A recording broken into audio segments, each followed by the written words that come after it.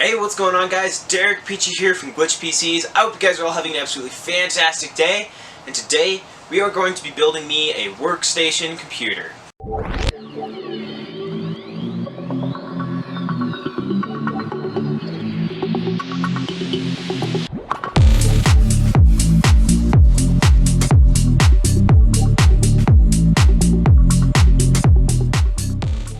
Now, my main things that I wanted for this PC is not to have to spend any money at all, just use parts that I have around here.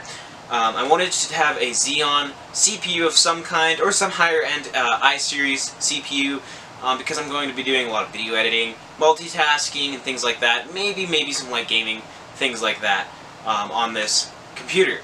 And third thing, I wanted it to fit inside an ATX case.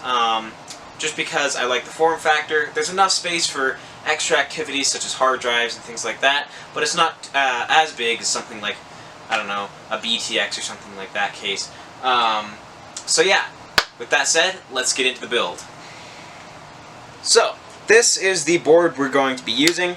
It is, as you can see, not an ATX motherboard. It is ATX size this way. I'm not even sure what the form factor is this way. But this is out of an old Dell T3500, and basically it's got an Intel Xeon W3530 in here, which is a 4-core, 8-thread Xeon CPU.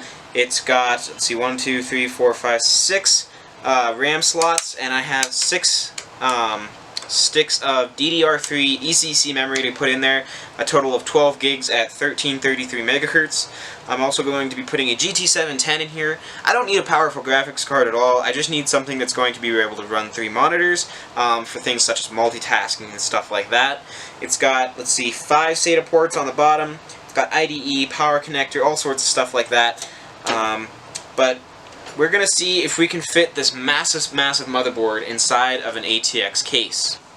Now, this is the case we're going to be building in. This is a Thermaltake case. I'm not sure the exact model. This is actually my old PC that I was using for down here for a while, my workstation computer. It's got 6 gigs of DDR3 RAM. It's got an Intel Core 2 Quad, GT710 that we're going to be swapping over to the new PC. It's got a Wi-Fi card, a 300 watt power supply, and some RGB fans and things like that. It's still a decent computer for doing multitasking things, but it's not quite enough to run things like Adobe Premiere. It is a little laggy at times and things like that, so I'm going to be upgrading to the Xeon platform. So, first things we gotta do is tear all the parts out of here and modify this case to be able to fit the new motherboard.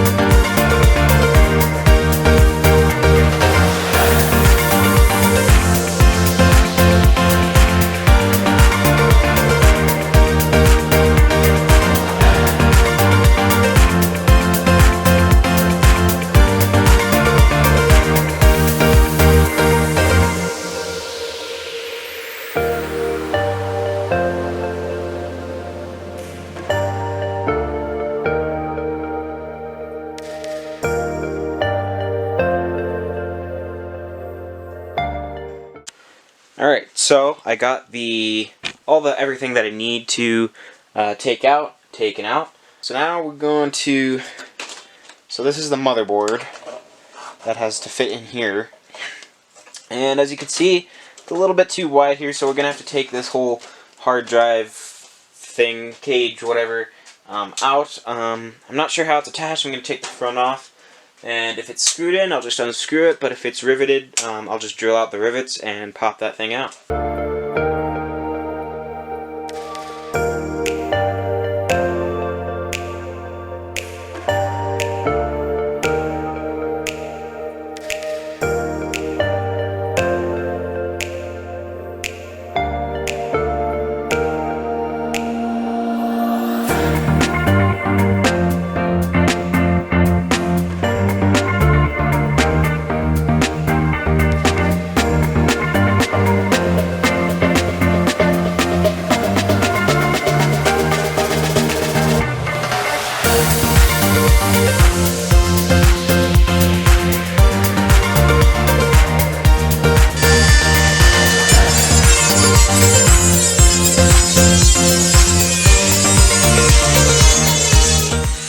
Alright, so I had to do a bit of dremeling, and I drilled all the rivets out and everything, and I got the whole hard drive cage and stuff free, and now we should have room for the new motherboard.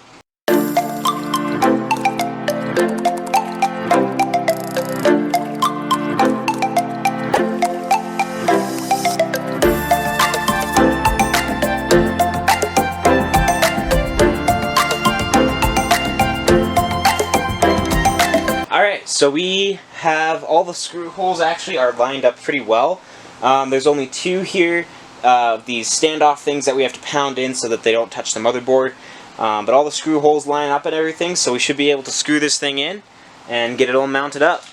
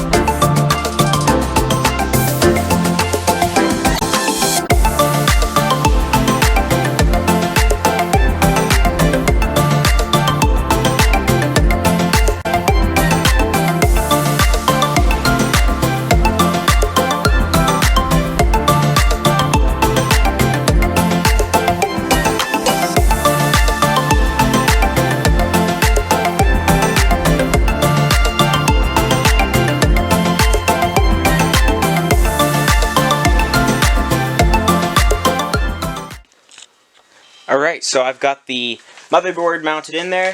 It's a little bit shaky on the one side, but I think once we get everything installed, and the PC's not going to be moving around a whole lot, so I think that should be fine. But yeah, so far things are going great. I'm going to install the rest of the hardware now.